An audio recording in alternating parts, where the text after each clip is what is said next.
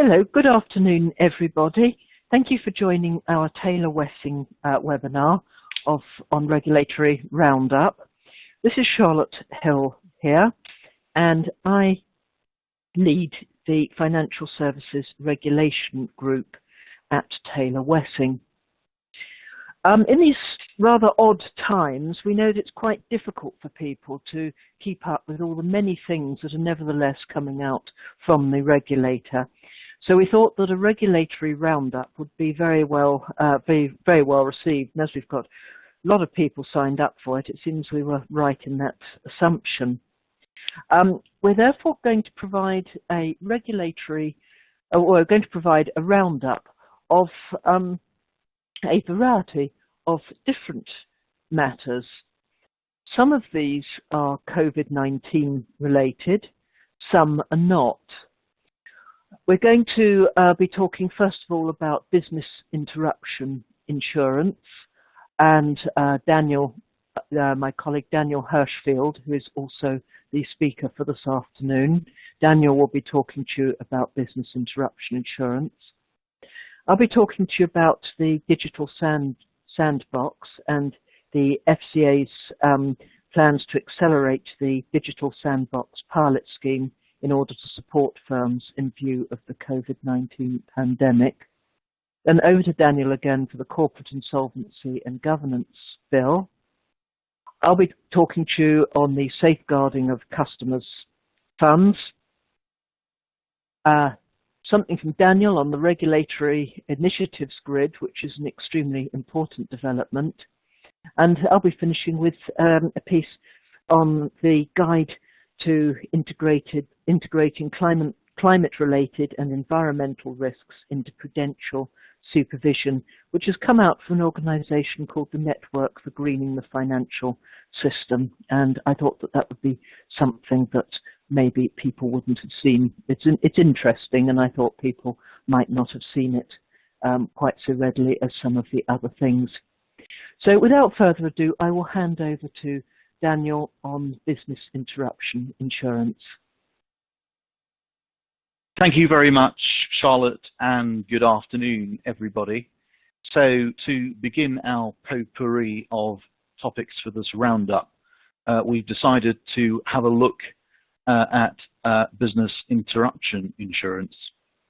Now, this is a topic which demonstrates just how quickly the regulator, in this case the FCA, has taken action to try to help policyholders with their attempts to claim under business interruption insurance policies. The background to this began in March 2020, on the 19th of March, when the FCA set out its expectations for insurance firms. It highlighted the importance of operational resilience requirements, which in many respects lay at the center of the response of the regulators to the COVID-19 crisis, and addressed a variety of insurance products. It said that insurers were expected to be aware of their particular customers' circumstances and any vulnerable customers. Firms were told to communicate clearly any policy exclusions impacting cover and the use of individual policies, and that applied and applies to new sales and changes to existing policies. Then came along a Dear CEO letter. We've seen a rise in Dear CEO letters in the last few years or so.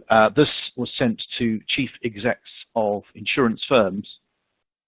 This outlined the FCA's expectation for insurance firms regarding business interruption insurance claims.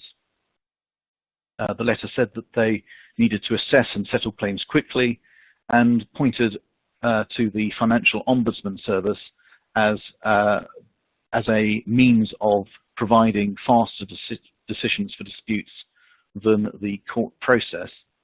The FCA also announced in this Dear CEO letter that it was establishing a new small business unit to coordinate activities of the FCA across small business issues. So at the beginning of May, the watershed moment when the FCA announced its intention to seek a court declaration to resolve contractual uncertainty, a very unusual, in fact an unprecedented step by the UK regulator.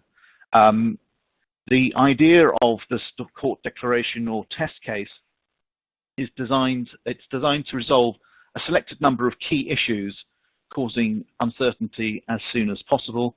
It's a decision which has been taken on the basis of two of the FCA's objectives. Firstly, the consumer protection objective, and secondly, the market integrity objective. It enables legal advice to be obtained more quickly and at a lower cost to policyholders. And it's designed to help policyholders whose claims are being refused when they think the firm should respond. It is not, and this is an important point, it is not intended to impact on the normal claims process. So by the 15th of May, insurers were asked to provide information on their business interruption insurance policies and wordings, and their intentions and decisions regarding claims on these policies. On that same day, the regulator said that by the 20th of May, policyholders in dispute with insurers over terms of their policies should send their arguments as to why cover should be available, the wording of the policy that had not responded, and the brief relevant facts. The FCA has a dedicated page on which it sets out how it's engaging with policyholders and insurance intermediaries. It draws attention to the limitations which apply to the FCA when sharing information. These arise either because of statutory limitations or as a result of the common law. When it comes to the statutory restrictions, there are three to consider. Section 348 of the Financial Services and Markets Act 2000 deals with the disclosure of confidential information and how that can be disclosed and in what circumstances. There are also limitations on inside information and the limitations which exist under the data protection legislation on the disclosure of personal data. Under the common law, the FCA must maintain what is called legal privilege in those communications it receives from third parties to which privilege attaches, and it may also need to keep confidential legal documents it or its advisors generate.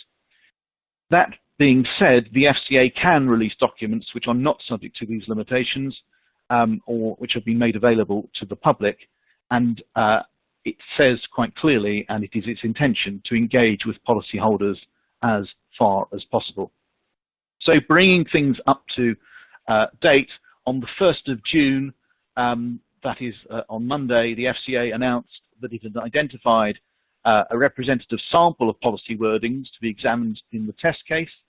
It identified those insurers that used those wordings and a smaller population of insurers who had been invited and who had agreed to participate in the proceedings. The approach to the test case, well, it's to have a representative sample of 17 policy wordings. The firms have been selected not on the basis of market share, but those policies which are considered to be representative of the key arguable issues. Insurers invited on the basis of maximum relevant coverage for relevant policies while minimizing parties in the court case. Selected insurers have entered into a framework agreement with the FCA, which governs the process and timetable for the test case. Alongside the representative sample of 17 policy wordings, the FCA also published a proposed assumed facts document, which goes through types of business and how they respond to the pandemic, proposed issues matrix, and proposed questions for determination by the court. Comments on these documents and the sample of policy wordings is required by 3 p.m. on Friday, the 5th of June. The FCA has also issued, on the same day, a consultation on draft guidance on its expectations of firms handling BII claims and any related complaints during this period. Rather bizarrely, the deadline for comments on this is said to be 5 p.m. on the 5th of June.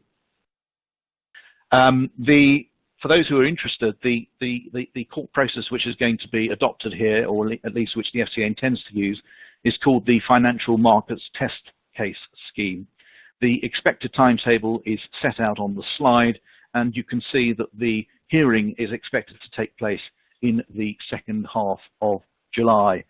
It is worth mentioning, just very briefly at this point, that Taylor Wessing has been assisting UK hospitality in relation to the court action, given the impact that business interruption has had on the hospitality sector.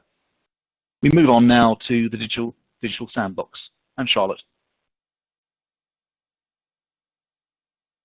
Many thanks, Daniel. I'm going to be talking about the Digital Sandbox, and in particular, the FCA's plans to accelerate its pilot scheme in order to support firms in view of the COVID-19 pandemic. The FCA has released a statement which sets out its proposals to do this. And the FCA states that it's swiftly progressing its plans to allow innovative firms to try out their services and products in a digital testing environment, especially those that are tackling COVID-19 related challenges. It's also going to be updating its web page, so it's worth having a look out for that. It hasn't done it yet, but it's going to be updating its web page with information on the specific proposals. And it's asking for feedback both on its proposals, but it's also asking for expressions of interest from firms, both regulated and unregulated firms, and various stakeholders who might be interested in participating in the pilot or would like to contribute to the development of the Digital Sandbox. So it is seeking information there. So what are the FCA's plans? Well, the FCA says that it's already a global leader in innovation. It set up the world's first regulatory sandbox, which in fact has been copied by regulators in other jurisdictions as well. And it's at the forefront of the Global Financial Innovation Network's Sandbox. The FCA has also recently highlighted in its business plan, the latest one, 2020-2021, its intention to explore the impact of what it calls its sandbox services on the wider adoption of technologies, and that is particularly those which are focused on RegTech, regulatory technology. So it's not really a surprise that amongst the absolute deluge of COVID-19 measures we've seen, the FCA has decided to fast-track the launch of the Digital Sandbox pilot. The FCA says that developing a permanent digital testing environment will provide some significant value to UK financial services. It's also recognised as being a plausible alternative for firms which don't meet the testing requirements for the actual regulatory sandbox. So it provides a much wider scope of opportunities for firms.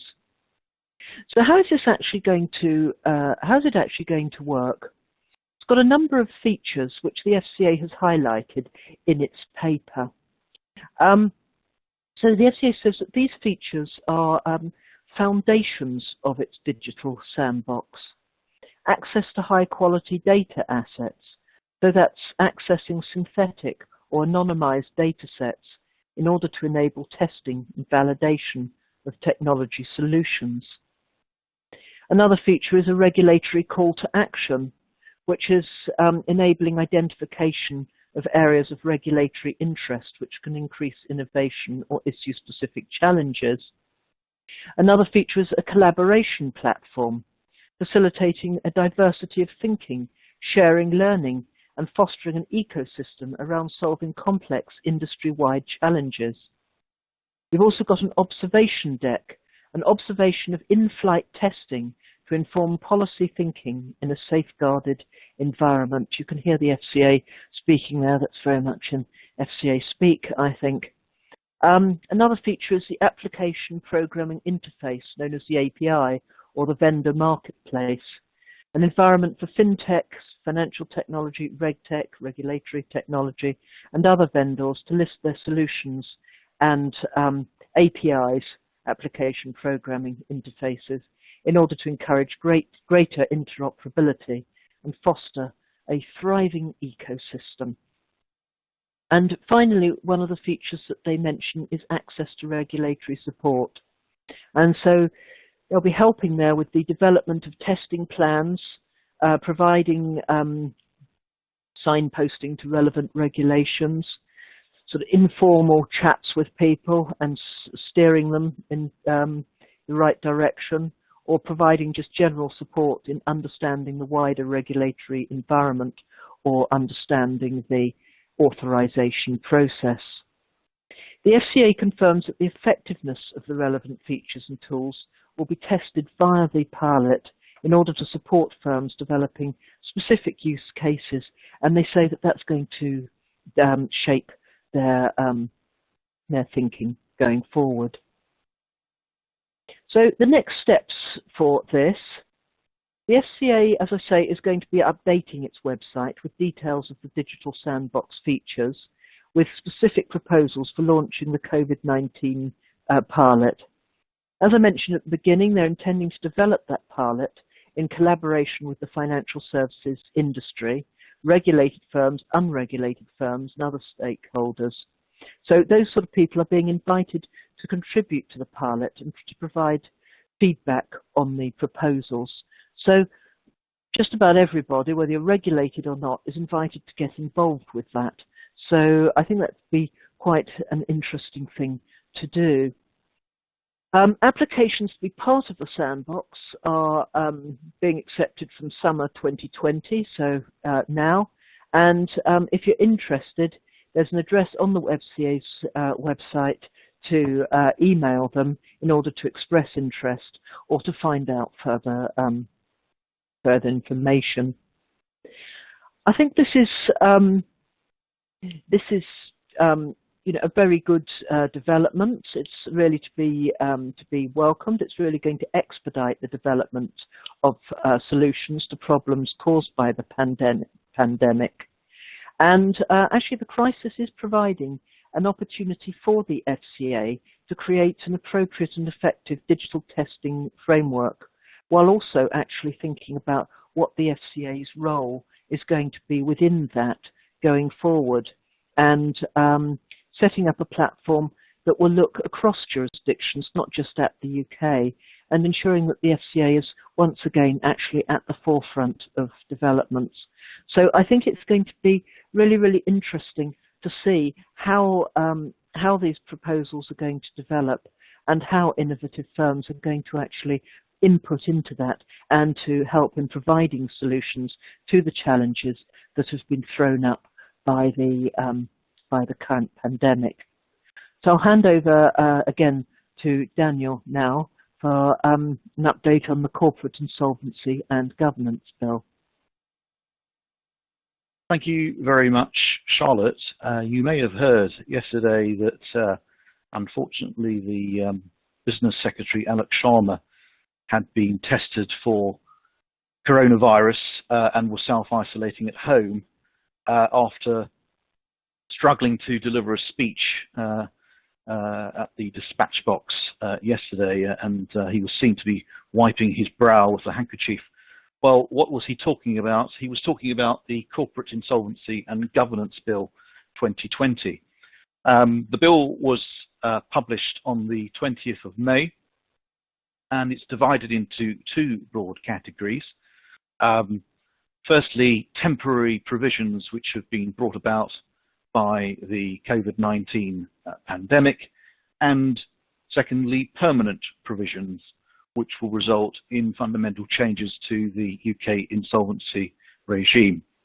It reflects, in overall terms, a shift towards a more debtor-friendly regime. Now, the reason why we're covering it today in our financial services regulatory roundup is that the bill contains a number of exclusions for the financial services sector. So what measures will and won't apply to the sector? Let's start off with the measures which will not apply to the financial services sector in certain cases. Company moratorium. So a moratorium is being proposed during which no legal action can be taken against or continued against a company without leave of court. This measure will not apply in certain cases to financial services firms. What are called ipso facto termination clauses. Suppliers would not be able to jeopardize a rescue by stopping or threatening to stop supplying a company entering into insolvency or restructuring. Disapplication where an excluded entity is itself in distress or where it is supplier to another firm in distress. Again, the application of this these will not be applied to the sector, the financial services sector, in certain cases. And the third measure, suspension of wrongful trading, temporary removal of threat of personal liability arising from wrongful trading for directors. Again, this will not apply to the financial services sector in certain cases. There is a new restructuring plan which will be available to financial services firms, so that will apply. However, there will be appropriate safeguards, including a role for the financial services regulators, namely the FCA and the PRA. So what exactly do we mean in terms of financial services firms and in certain cases? Well, the legislation talks about excluded entities, and you can see what they are. Some of these are quite obvious. Insurers, banks, investment banks and investment firms are defined in a particular way. Electronic money institutions, payment institutions, fairly straightforward definitions there. So too with operators of payment systems, infrastructure providers, recognized investment exchanges, securitization companies, and any overseas entities. Another limb of excluded entities are those companies who have a license from the regulator, a so-called Part 4A permission, to carry on regulated activities and are not subject to a requirement to refrain from holding client money. These will be excluded from the eligibility for the company moratorium with some temporary modifications and from wrongful trading suspension. Also excluded are building societies, friendly societies, credit unions. These are excluded from the company moratorium, the ipso facto termination clauses, and wrongful trading suspension. And then financial contracts are also affected by this legislation. These will be excluded from the ipso facto termination clauses, provisions, and some of the effects of the company moratorium. We haven't provided you with a full list of what is a financial contract, but it includes things like a contract for the provision of financial services consisting of lending, a securities contract, a commodities contract, futures or forwards contract, a swap agreement, an interbank borrowing agreement where the borrowing term is 3 months or less, a master agreement, derivatives, spot contracts, and various other types of contracts are also included. The chart here on this slide and the next slide, in fact, sets out in fuller detail how the provisions which are the temporary provisions and the restructuring plan affect the different types of financial services firms. So where there is a cross, that means it's been excluded from the application of the legislation. A tick means that it's not excluded, i.e. it is impacted by this legislation. And so we hope it will help you with planning how this particular piece of legislation will impact you. That is taken from the government's own briefing papers and is continued on the next slide here. And we'll leave that as something you may wish to reflect on after this presentation. So there are measures in the bill which will apply to financial services, and those are the remaining provisions. So temporary suspension of statutory demands and winding up petitions, temporary flexibility for annual general meetings, and temporary flexibility for filing requirements. And so if I could just cover those last two. The background to meetings and company filings provisions is that at the moment physical meetings aren't currently practicable, and there are difficulties in compiling information for filings with Companies House. For example, accounts, confirmation statements, notices of appointment, or resignation of directors. So what this Corporate Insolvency and Governance Bill will say is that meetings may be held by electronic means or any other means without attendees being together at the same place. And that is notwithstanding what the Articles of Association say, notwithstanding the Companies Act 2006. And that will be in place until the end of September 2020 or a later specified date. So yesterday, as I indicated, the MPs were discussing the bill, and yesterday they discussed and considered all the stages of the bill, and it's expected to proceed to the House of Lords on the 9th of June.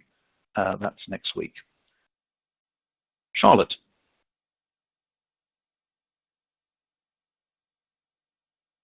Right, thanks for that, Daniel. I'm going to be talking about some proposed guidance from the FCA for payment institutions and e-money institutions on coronavirus and safeguarding customers' funds.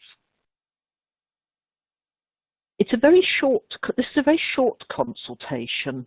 It came out on the 29th of May, though it was first published on the 22nd of May, and they actually want comments on their proposals and answers to their questions by Friday the 5th of June, which of course is tomorrow, and we've got the final temporary guidance published at the end of June. So a very, very short consultation period there.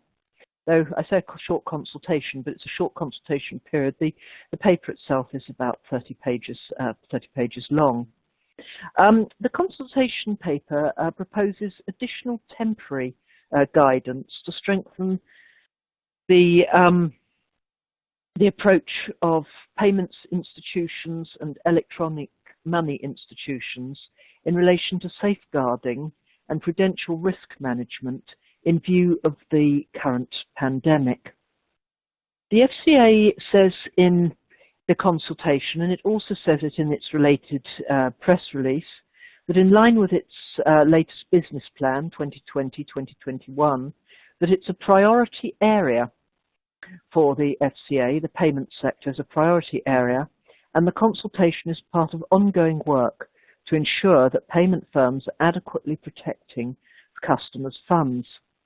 The FCA also says that although the sector is developing and growing rapidly, some payment firms are unprofitable in the early stages and may also rely on investor funds to remain solvent in the short term. Some payment firms may also be facing decreased revenues because of coronavirus, and that could be impacting their ability to operate effectively. And they say as well as the fact that those factors could be impacting their growth plans. So with that in mind, the guidance aims to provide additional clarity and to assist payment firms in strengthening prudential risk management, enhancing their safeguarding requirements, and also putting in place more robust plans in case they need to wind down the company. The FCA has come out with 4 questions, and as I say, they're seeking comments on these by tomorrow, Friday, 5th of June, but you've got all day tomorrow, so there's still time to get your answers in. They're coming out with the final temporary guidance at the end of June, they say, so that is something to look out for. I'm not going to read all these questions, you can see them there on my slide, but essentially they're just asking whether people agree with the proposed guidance under those 4 categories: safeguarding, managing prudential risk, wind down, as well as the proposed guidance on safeguarding, on managing prudential risk, and wind down, as I say. So those are the questions. Moving on to the safeguarding proposals, those are divided up into safeguarding proposals for all payment firms subject to safeguarding requirements, and also then subsets of those, which I'll look at shortly.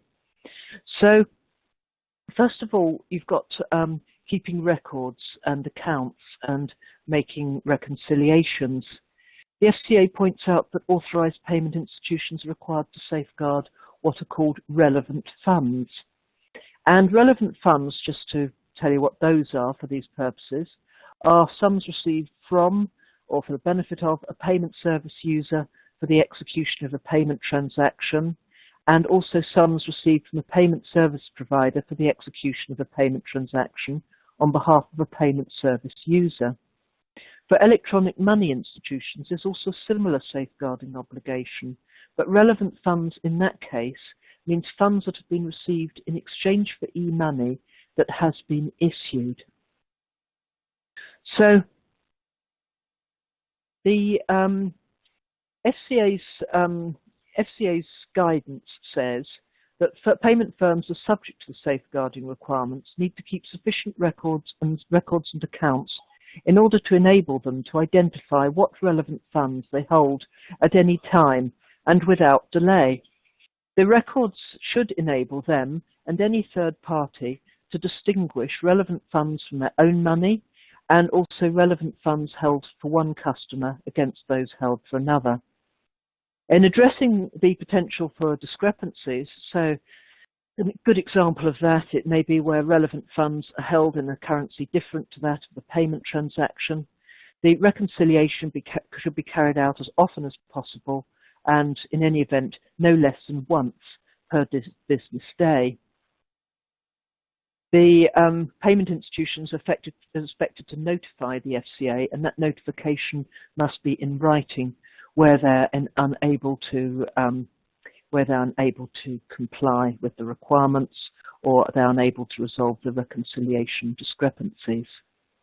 So the FCA, as background, the FCA has clarified that it now expects firms to clearly document the reconciliation process and to provide an accompanying rationale, and that the examples of non-compliance, which the FCA expects to be notified of, it provides some examples of that, and those include where the firm has not kept up-to-date records of relevant funds and safeguarding accounts, and also where the firm is unable to comply with the safeguarding obligations due to the decision by what they call a safeguarding credit institution, so a bank, for example, to close a safeguarding account.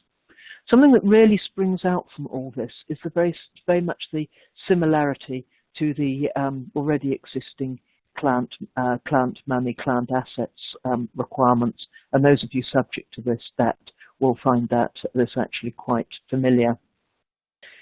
The next proposal that they come out with, applying to all payment firms, is in relation to safeguarding accounts and acknowledgement letters.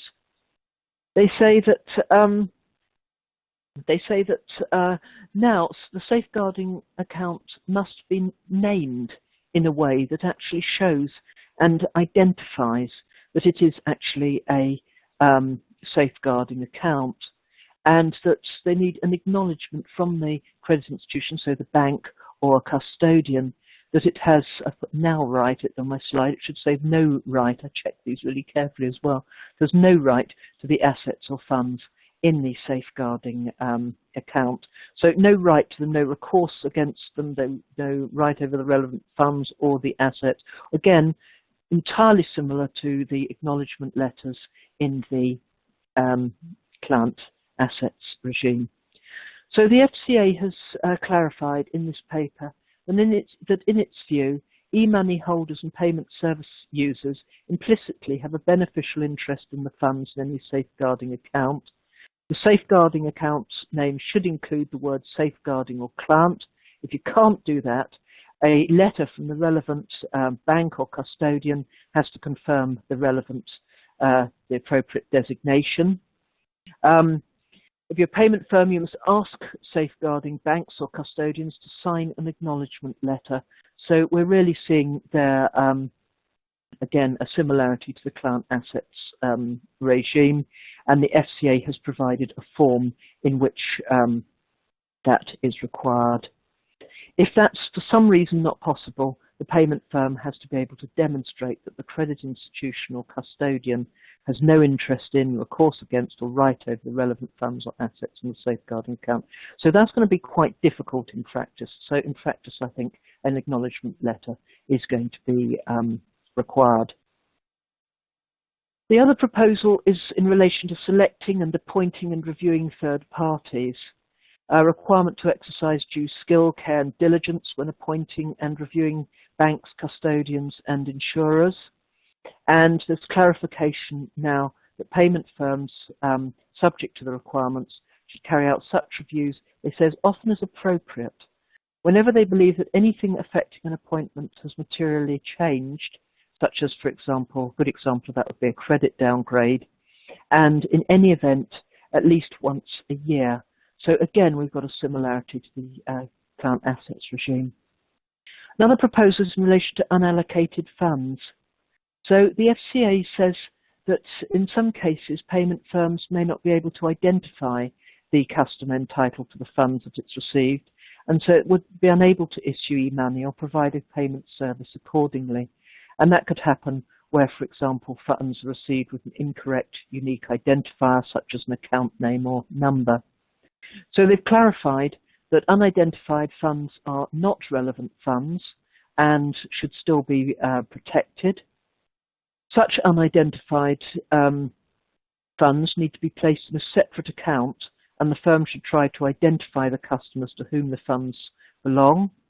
Once identified, the firm must either return the funds to the customer, or if it's still required to perform the payment service or issue the e-money that originally was the intention, it needs to treat the funds as relevant funds and safeguard them accordingly.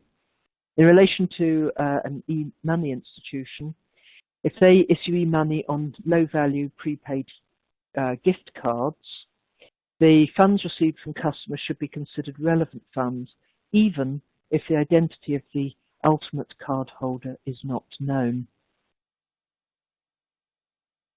Other proposal relates to disclosing information on the treatment of funds on insolvency to customers. So payment firms are already required to disclose specific information in the event of insolvency.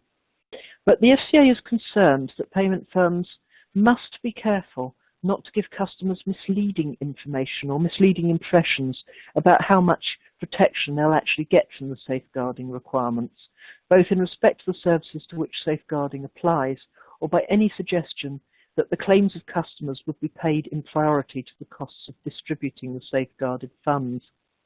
And in addition, they say that payment firms should also avoid suggesting that these funds are protected by the Financial Services Compensation Scheme, unless, of course, that is actually the case. We've got some proposals in relation to payment institutions and electronic money institutions. The most important of those, I think, is the annual audit of compliance with safeguarding requirements. So currently, the auditor is required to notify the FCA if it's become aware as an auditor of a breach of the requirements imposed under the Payment Services Regulations or the Electronic Money Regulations, if that breach is material. And that would include a breach of safeguarding or organisational arrangements. So the FCA also wants to be satisfied that the institutions have robust governance arrangements in place. So the FCA has issued some clarification on this. So if you're required to be audited, you need to arrange specific annual audits. You also need to arrange audits of compliance with safeguarding arrangements wherever you have changes to your business model which would materially affect your safeguarding arrangements, and also that requirement to exercise due skill, care and diligence in selecting and appointing auditors for those purposes.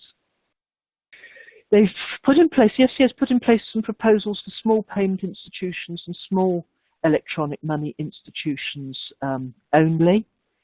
The FCA says that it's not proposing to extend the safeguarding requirements to small payment institutions, but rather small payment institutions previously were required to consider what protections were adequate for the business they were conducting.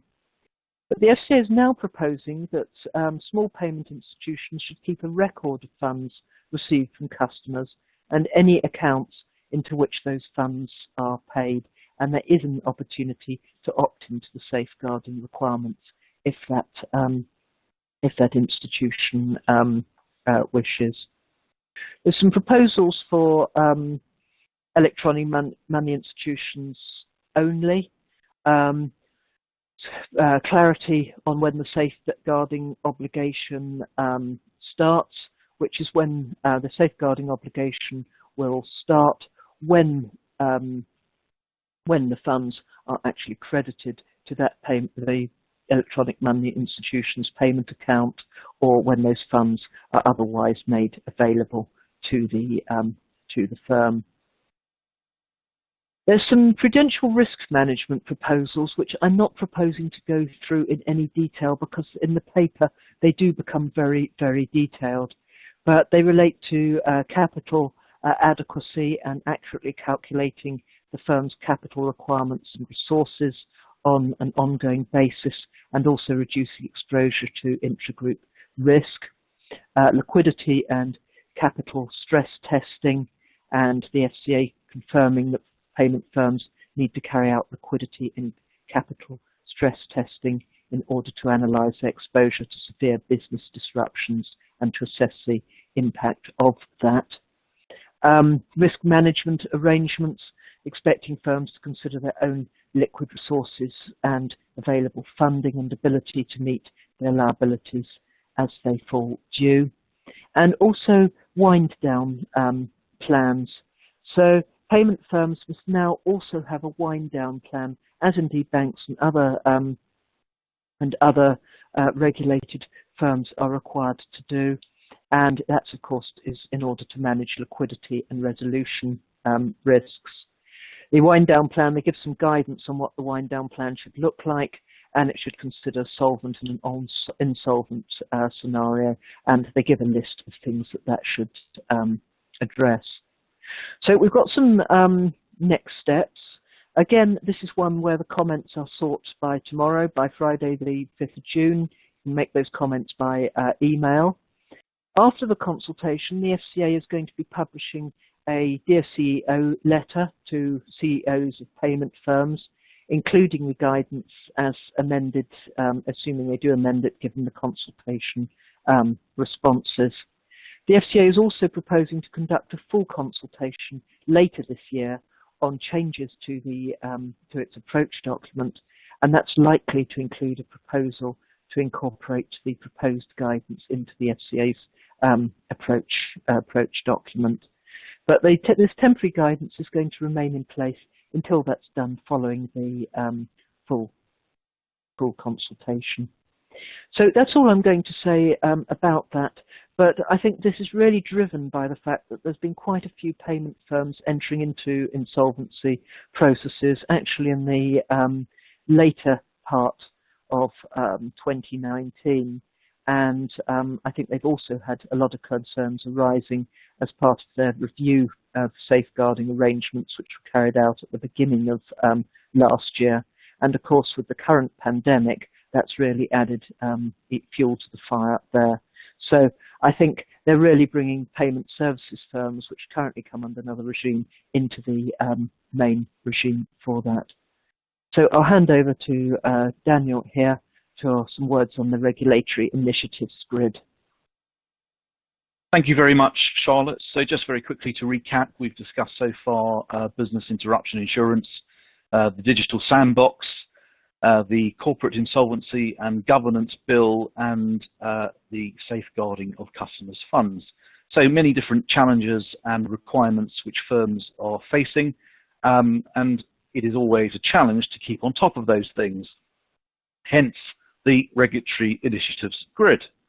The grid has been a product of a new organization called the Financial Services Regulatory Initiatives Forum, and on the 7th of May, the forum published the grid earlier than planned, and this was because of the pressures brought about by COVID-19 on firms. Who sits on the forum? Well, it's the Bank of England, the FCA, PRA, Payment Systems Regulator, the Competition and Markets Authority. They are all represented, and the HM Treasury has an observer member. The forum was launched in response to the Financial Services Future Regulatory Framework Review. That particular review was a government-launced process which published its findings in March 2020. And it confirmed the benefits of effective regulatory coordination. And it also responds to the Air Traffic Control Forum in the Future of Finance report, which was a particular review commissioned by the Governor of the Bank of England in 2019. So what does the grid do? Well, it maps out regulatory initiatives, the regulatory pipeline, by quarter over a 12-month period, and it's there to help firms and other stakeholders with understanding regulatory changes that may have significant operational impact on their business, and in so doing, help them prepare for implementing such changes. Initially, this will run as a pilot, but it is expected to be published twice a year. So the grid at the outset explains that a number of initiatives have been cancelled or delayed to reduce operational burdens on firms, and these have been widely reported. So the cancellation of the Bank of England's 2020 annual stress test and annual cyclical scenario, pausing of the 2019 biennial exploratory scenario on liquidity. You've seen the extension of the closing dates of many open consultations to the 1st of October. Various reviews and new initiatives have been, which were announced in the budget, have been delayed, and certain international implementation steps, for example, in relation to Basel 3.1, have been delayed. The forum will keep plans under review as the situation develops and the longer-term sectoral and economic impact of the pandemic is understood. Well, the grid uses a timeline which references three types of periods. First of all, you have the near term, that's from May through to the summer. Then you have medium term, which is from the end of the summer to March 2021. And then finally, you've got the longer term, that's from April 2021 to and beyond. So three discrete time periods. If we have a quick look at what the grid says about each of these time periods, in the near term, the key initiative was the start of registration for the new data collection platform, replacing Gabriel. The forum's main focus, not surprisingly, has been to respond to the impact of COVID-19 and to mitigate its negative effects. Relatively few policies will enter into force to free up operational capacity, and this aims to allow what is called industry maneuverability to support businesses and customers. Medium-term key initiatives include open banking implementation, the entry into force of CRD5 and BRRD2 requirements, end of the onshoring transition period, so that's when we're getting the EU framework, EU legal framework into the UK, building it into our rule book, and end of the EU withdrawal transition period. Longer term, well, the key initiatives here, EU CRR2 implementation, bilateral margin obligations, phase 1 to 5, first report to regulators under the resolution framework, a topic which is discussed a lot these days, the discontinuation of LIBOR, the transition from LIBOR to the sterling free risk rates, investment firms Prudential regime, all major UK banks to meet standards set to ensure resolution plans will be effective, and finally the Basel 3.1 international implementation deadline. The grid is organised by sector and also includes a multi-sector chapter covering cross-sectoral initiatives. The sectors are the obvious culprits: banking, payment services and systems and market infrastructure, insurance and reinsurance, pensions and retirement income, retail investments, investment management, and wholesale financial markets. The grid sets out information about which of the members of the forum will be involved in taking the lead, what the initiative is, timing of related milestones where they're known, the estimated scale of the operational impact, a quarterly breakdown of plans, and the timing amendments for COVID-19. So what goes into the grid? Well, there are two principles here. Initiatives must represent public information, so that's information which has been made available through each of the forum members' regular communication channels, and the initiative itself must individually have a significant operational impact during its implementation by firms. So interpreted by the forum, this is one which has a meaningful amount, or gives rise to the consumption of a meaningful amount of firms' time and resources. It does not include initiatives led by international bodies where the forum members are not actively involved in UK implementation, or enforcement actions and most supervisory activities which are firm specific. This, as I said at the start of this particular section, this is a pilot, so certain features are likely to change in future editions. The period is likely to be extended to 24 months, and there are likely to be fewer indicative or indeterminate timing projections. The forum encourages firms and other stakeholders to provide feedback on the pilot by contacting the dedicated email address on the slide. Time to move to something green. Charlotte. Thank you. Something green indeed, and we have actually managed to get some pictures of green hills or green leaves, or it's green something anyway. The original first draft of these slides, the pictures that went on them was a picture of a green paintbrush, and we thought that wasn't quite what we wanted, so we have at least got that sorted. The good news is that this won't take me more than a couple of minutes to go through, because we will finish on time. It's just something to finish up on, which is actually something that's a little bit different, and we thought you might be interested in hearing about this, but I'm just going to draw your attention to it. And it does actually get quite detailed as it goes on. So this came out on the 27th of May, and an organisation called the Network for Greening the Financial System, or known as the NGFS, and it published a guide for supervisors on integrating climate-related and environmental risks into prudential supervision. And I thought this was interesting because you don't really think of prudential supervision as something which actually considers climate-related or environmental concerns or risks. So there's this whole paper on it.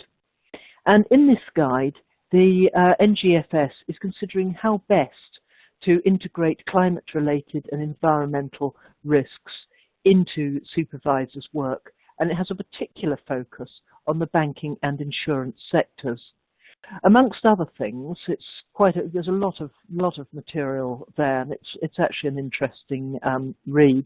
It provides an overview of the current supervisory practices and also the toolboxes, the supervisory and regulatory toolboxes that actually can be used to address those particular risks related to climate and the environment. And it also examines how those risks could be relevant when determining capital requirements. It contains some recommendations to supervisors in order to integrate climate-related and environmental risks into their work. And those include a number of things: identifying exposures to supervised entities that are vulnerable to climate-related and environmental risks, and also assessing the potential losses that could happen if those risks materialize. It also sets supervisory expectations in order to create transparency for financial institutions concerning the supervisor's understanding of a prudent approach to climate-related and environmental risks. Also ensuring adequate management of climate-related environmental risks by financial institutions and taking mitigating action where appropriate. So the publication, there's various other initiatives that are also coming out at the same time. So this follows the recommendation in the NGFS's April 2019 report on climate change as a source of financial risk. And that recommendation was that climate-related risks should be integrated into micro-prudential supervision. The NGFS has also published a status report on financial institutions' experiences from working with green, non-green and brown financial assets and a potential risk differential. And that report sets out the findings of a survey on the work performed by financial institutions to track specific risk profiles of financial assets and also to develop specific risk metrics and to analyse the potential risk differentials. The NGFS actually found that it was unable to reach a conclusion on the risk differential between green and brown assets. And that was because in all but one or two jurisdictions, the prerequisites for tracking the risk profile of green or brown assets were not yet in place. There's a few other, just to mention in passing before finishing, a few other things from the NGFS. There's a related press release, and the press release says that the NGS is going to be publishing 2 further documents very shortly dedicated to climate scenario analysis. They also say that they're going to undertake work on the metrics necessary in order to enable supervisors to improve climate-related and environmental risk assessments, and also the transmission channels through which environmental risks materialize and become a source of financial risk. So that is all I'm going to say on that. I said it was going to be quick. I just wanted to draw your attention to it. This is us, the speakers. I've just checked the Q&A. We don't actually seem to have any questions at the moment, but if you would like to ask us any questions, our contact details are there on that slide. We'd be very pleased to hear from you. Also, if you have any feedback, if you enjoyed this, if you've got any topics that you would like for the further webinars of this nature, please let us know. Thank you very much for listening, and enjoy the rest of your afternoon. Thank you. Thank you very much from me as well. We hope you've enjoyed our webinar. We are finishing now just in time for the 5 p.m. Downing Street briefing. Good afternoon, everybody.